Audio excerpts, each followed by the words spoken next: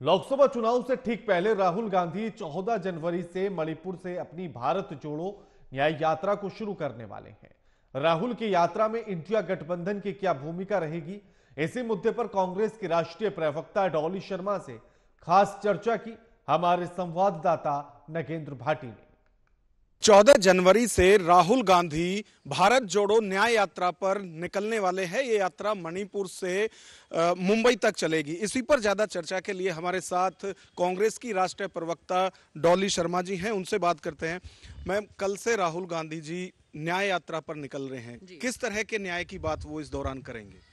देखिए, पहले भी भारत जोड़ो यात्रा कश्मीर तक, कन्याकुमारी से कश्मीर तक गई थी। उसमें राहुल गांधी जी हर तबके के उस व्यक्ति से मिले थे आज जो परेशान है लगातार इस सरकार के, चाहे महंगाई हो, बेरोजगारी हो, चाहे महिलाओं के साथ अत्याचार हो, चाहे किसानों की बात हो, किसानों को उनका हक न मिलने की बात हो, छोटे और मध्यम व्यापारियों के साथ जो हो रहा है लगातार, उससे उनके बात हो।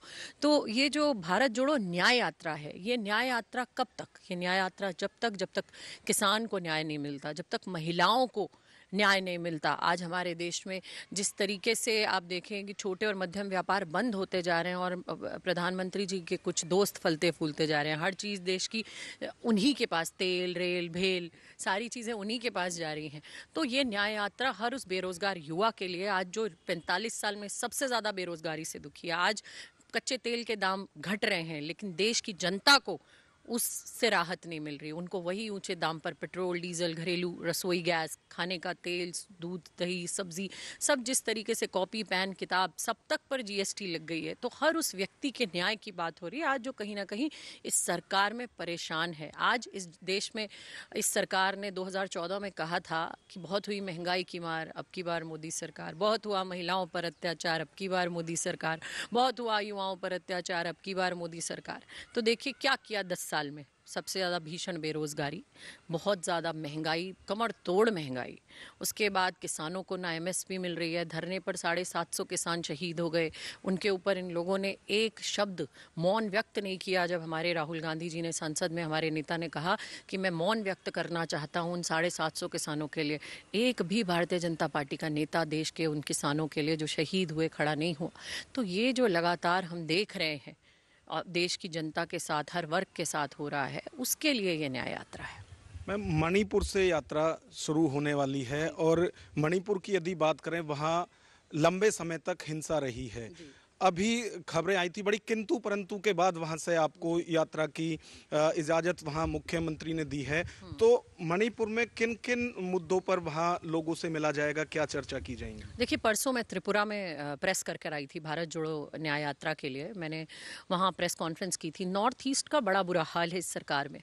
मणिपुर में जिस तरीके से बेटियों को सड़क पर घुमाया गया नंगा करके, वो पूरे देश से कहीं छुपा नहीं है। जिंदा बेटियां जलाई गई, घरों में एक शहीद की पत्नी जलाई गई। वहां पर हमने देखा 84 दिन बाद कितने सारे शव जले। तो ये नॉर्मल स्थिति तो है नहीं मणिपुर में। एक माँ जिसका एक बेटा ही था, उसका एक वो बेटे को भी गोली मार दी गई। वहाँ की स्थिति नॉर्मल नहीं है, वहाँ के लोगों का जीवन नॉर्मल नहीं है। उन लोगों को न्याय मिले, उन लोगों की सुनवाई हो। आप देखिए 60-60, 70-70 दिन लग गए कि FIR रजिस्टर होने के लिए। और खुद मुख्यमंत्री ने कहा, भारतीय जनता पार्टी के जो मणिपुर के मुख्यमंत्री, कि ये एक केस नहीं है, ऐसे हजारों केस हैं, कई हजार FIR है। तो आप समझिए कि कितनी भयावह स्थिति होगी मणिपुर की। तो मणिपुर के लोगों को न्याय मिले, क्योंकि तब भी अगर कोई नेता बिना डरे, बिना रुके मणिपुर पहुंचा लोगों के दुख और दर्द में शामिल होने, तो वो हमारे नेता राहुल गांधी थे।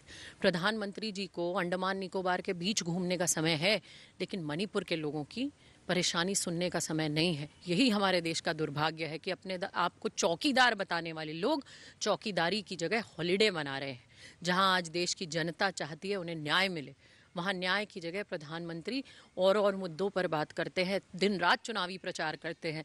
लेकिन मणिपुर जाने का समय, तो हमारे नेता ने सोचा कि मणिपुर के लोगों को न्याय मिले, इसलिए ये न्याय यात्रा मणिपुर से शुरुआत करेंगे। मैम, इंडिया अलायंस के हर घटक दल की तरफ से कहा जा रहा है कि वो मोदी के विजय रथ को रोकना चाहते हैं, बीजेपी को हराना चाहते हैं। लेकिन चाहे वेस्ट बंगाल की बात करें, उत्तर प्रदेश की बात करें, इसी तरह से आम आदमी पार्टी की पंजाब की बात करें, तो वो सीट शेयरिंग के लिए ही तैयार नहीं है। अगर है भी तो बहुत कम सीट दे रहे हैं।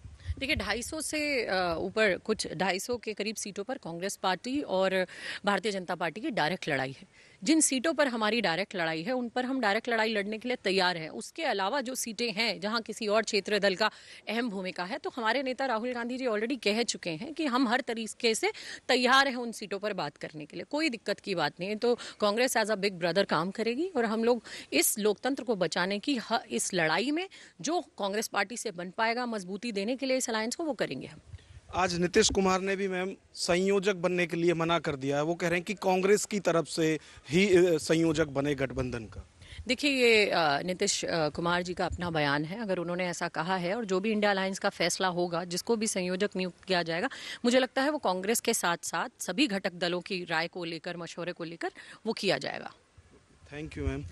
तो ये थी कांग्रेस की राष्ट्रीय प्रवक्ता डॉली शर्मा, जिन्होंने हर सवाल का जवाब बड़ी बेबाकी से दिया है और उनका कहना है कि जो इंडिया अलायंस है वो मिल बैठकर ये फैसला करेंगे कि सीट शेयरिंग में किसको कितनी कहां जिम्मेवारी दी जाए और कौन सा घटक दल कहां से किस राज्य में कितनी सीटों पर चुनाव लड़ता है। कैमरामैन दीपक शाह के साथ Nagendra Bhati, news watch India, Delhi.